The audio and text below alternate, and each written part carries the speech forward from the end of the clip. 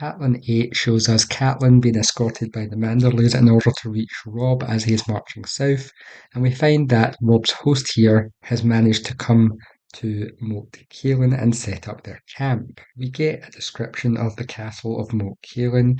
We see that it is made of blocks of black basalt. However, they lie scattered across the bog like a child's wooden blocks, half sunk into the soft, boggy soil. Now, nothing else remains of the curtain wall that once stood as high as Winterfell's, and the wooden keep that was meant to exist in the middle is gone entirely, rotted away. All that was left of the great stronghold of the first men here were 3 towers, which once, according to the old tales, used to be 20. There's the Gatehouse Tower, which appears to be the most intact of them all, and the Drunkard's Tower, which is off in the bog where the south and west walls had once met, and leans like a man about to spew wine into the gutter, most likely explaining where it got its name from. And then the third one is a tall, slender one known as the Children's Tower, where legend said that the children of the forest called down the hammer of the waters from their nameless gods.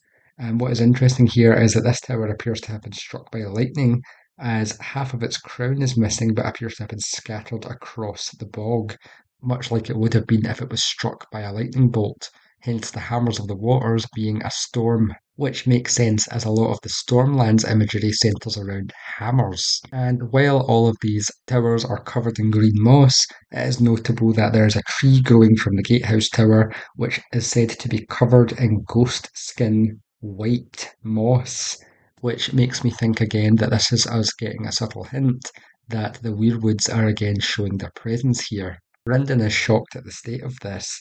However, Catelyn notes that it is indeed a death trap.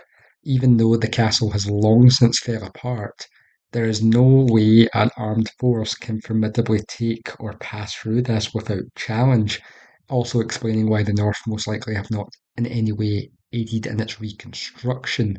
It is a perfect death trap to anybody who tries to invade from the south, as anybody who wants to try and take this place must pass through the bogs, which are full of quicksand and what are called suckholes, which I guess must be sinkholes, and are teeming with snakes, as well as lizard lions, and also slimy moss-covered walls, making it harder to climb them. And Catelyn even makes note that at night it is said that they are guarded by ghosts, cold, vengeful spirits of the north who hunger for southern blood. And this again immediately makes me think this site is heavily paralleled with the Children of the Forest, and the fact that there is mention of cold, vengeful spirits makes me think of the others.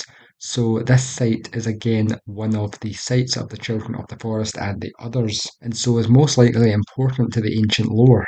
Now, the tower's naming might also be in some way important to the ancient lores, as we get the Children's Tower, the Drunkard's Tower, and the Gateway Tower, and we see that there are banners hanging on them as the host is staying here, and the Karstark's Sunburst hangs from the Drunkard's Tower, while the Stark's direwolf hangs beneath it, and then on the Children's Tower, it is the sigil of the great John Umber, the giant in the shattered chains, implying that there must be some form of connection here between the children and the giants being put into chains. It is notable, however, that on the tower of the Gateway Tower, only the Stark banner flies. So this shows us that the Karstarks and the Umbers most likely have some kind of importance in the ancient lores to have been put on these specific towers, and the Starks themselves are central because they are very important to the lore given what we know so far. While Catelyn is greeting with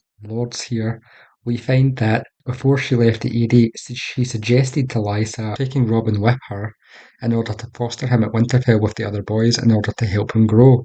However, Lysa had taken extreme distaste to this and commented that if she was to try and steal her son, she would be leaving by the moon door, which hastened Catelyn's departure. Catelyn wants to be alone with Robb and reveals to him that she ought to send him back to Winterfell as she is fearful of his fate if he goes to war. However, she knows that she must allow it, as if she were to send him back, it would not earn him any respect of his lords, and as she points out, laughter is poison to fear, if he is meant to rule these people one day, they need to at least in some part fear him, and they never will if he is sent home by his mother. Now, Robb reveals that Sansa wrote letters to both him and Catelyn saying that they need to come to King's Landing to swear fealty. However, he has left Catelyn's at Winterfell, so it's still there, meaning that the plotline of Sansa sending the letter in this TV show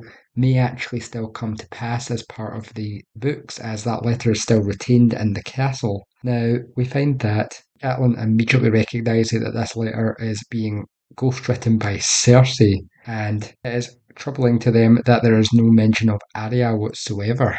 Catelyn reveals to Robb that Lysa will not be joining their force in order to attack Tywin, and so they are left standing with an army of 18,000. Robb is full of indecision as to what will happen if he goes to war, as he believes that in the end it's possible that they go to war for nothing, as they would just kill Ned and his sisters anyway.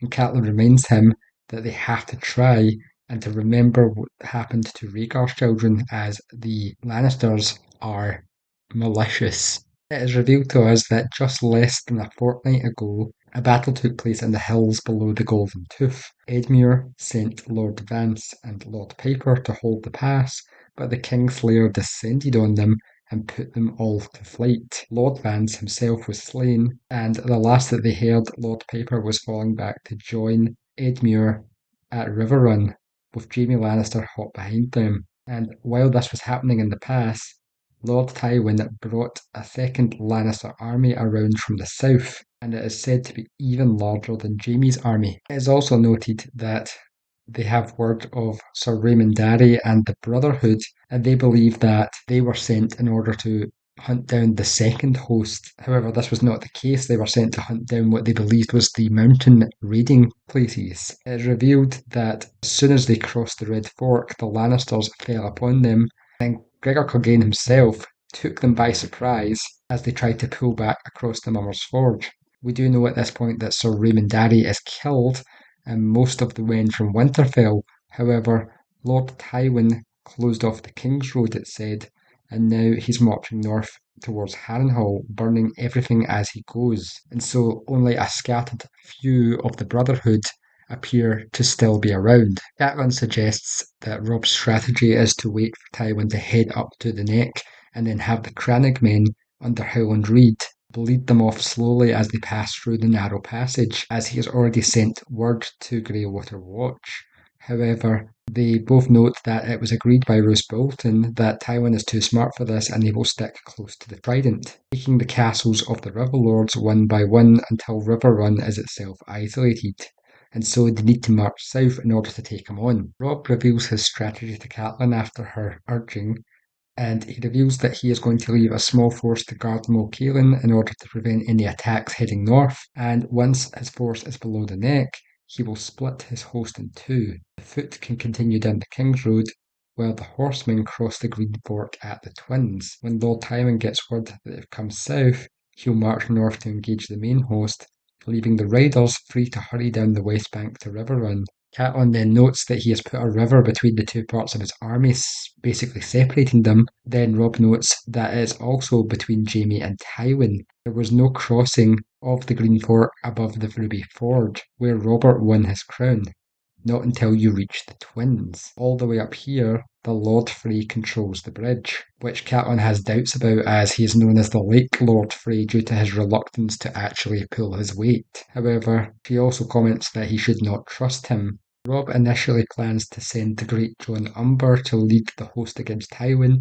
However, Catelyn cautions him, and eventually he decides instead to send Roose Bolton. Robb then says that he plans to send Catelyn back to Winterfell. However, she notes that she will not be going, as due to the information that they have gathered, she knows that her father is dying behind the walls of Riverrun and her brother is surrounded, and so, as the Tully motto is family duty honour, she must put family first, and she must go to them.